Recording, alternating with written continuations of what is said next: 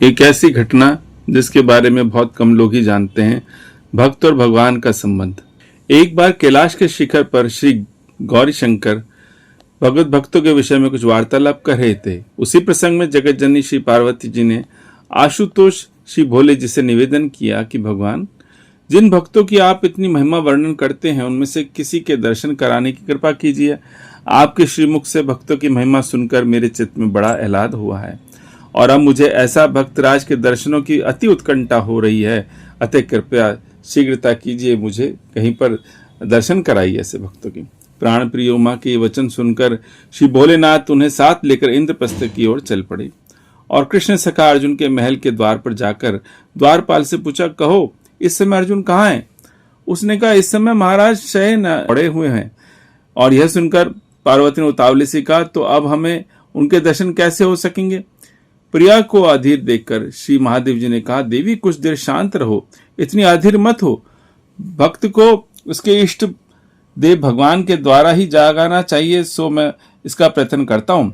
तदंतर उन्होंने समाधिस्थ होकर प्रेमाकर्षण द्वारा आनंद कंद श्री व्रजचंद को बुलाया और कहा, भगवान कृपया अपने भक्त को जगा दीजिए। देवी पार्वती उसका दर्शन करना चाहती हैं। श्री महादेव जी के कहने से श्याम सुंदर तुरंत ही मित्र उद्धव, देवी रुक्मणी, सत्यभामा सहित अर्जुन के शैया नागर में गए और देखा कि वह अधिक थकान से सो रहे हैं और सुभद्रा उनके सिराने बैठी हुई धीरे धीरे पंखा डुलाकर उनके श्वेत कालांत केशों को सुखा रही है। भाई कृष्ण को आए हुए देखकर सुभद्रा हड़बड़ाकर उठ खड़ी हुई और उसकी जगह श्री सत्यभामा विराजमान होकर पंखा डुलाने लगी।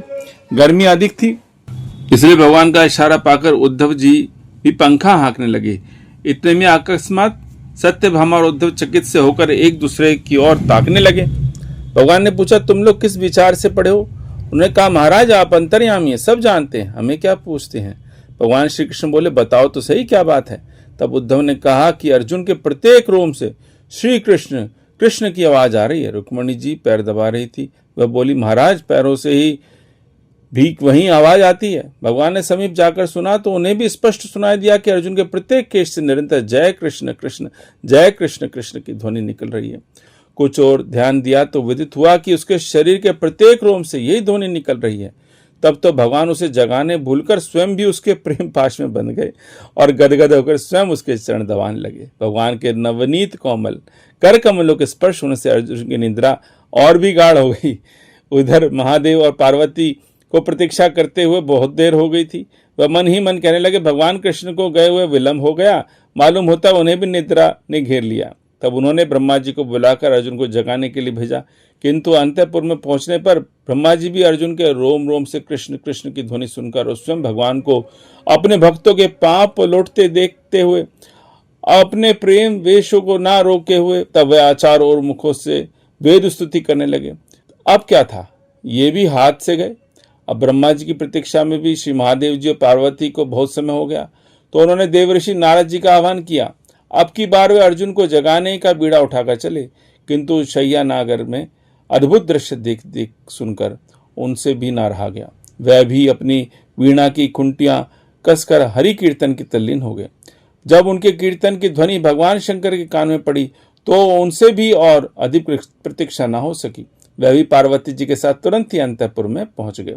वह अर्जुन के रोम रोम से जय कृष्ण कृष्ण का मधुर नाद सुनकर और सब विचित्र दृश्य देखकर वह भी प्रेम समुद्र के उताल तरंगों में उछलने डूबने लगे। अंत में उनसे भी ना रहा गया, उन्होंने अपना त्रिभुवन मोहन तांडव नृत्य आरंभ कर दिया।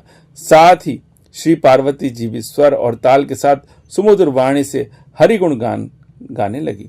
इस प्रकार वह संपूर्ण समाज प्रेम समुद्र में डूब गया। किसी को भी अपने तन मन की सुध बुध नहीं रही, सभी प्रेमोन्मुक्त हो गए। भक्तराज अर्जुन के प्रेम प्रवाह से सभी का सरोबार कर दिया। अर्जुन तुम्हारा व्यवचल प्रेम धन्य है। तो ये आपसे शेयर करी है मैंने। बताया गया है कि भगवान अर्जुन, क्योंकि कहते हैं ना अर्जुन को अर्जुनो फाल्गुनो जिष्णु क्रीट श्रेत वहाना वह वसु जय कृष्णा संवसाची धनंजय। तो अर्जुन जो है भगवान नर नारायण अवतार हैं, लेकिन वो भगवान से इतना प्रेम करते हैं कि उनके रोम रोम में जय कृष्ण कृष्ण का स्वर सुनाई देता है।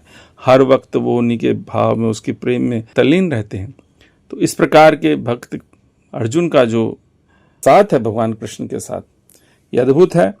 और इसी वजह से भगवान कृष्ण अपने भक्त को ही इस योग्य समझा गीता जैसे परम ज्ञान को वो दें।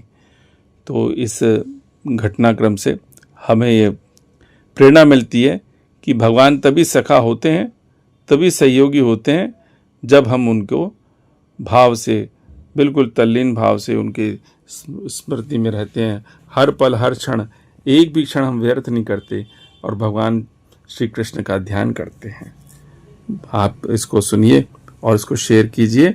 शिवयोग पथ की तरफ से एक आपके साथ ये वीडियो है। धन्यवाद।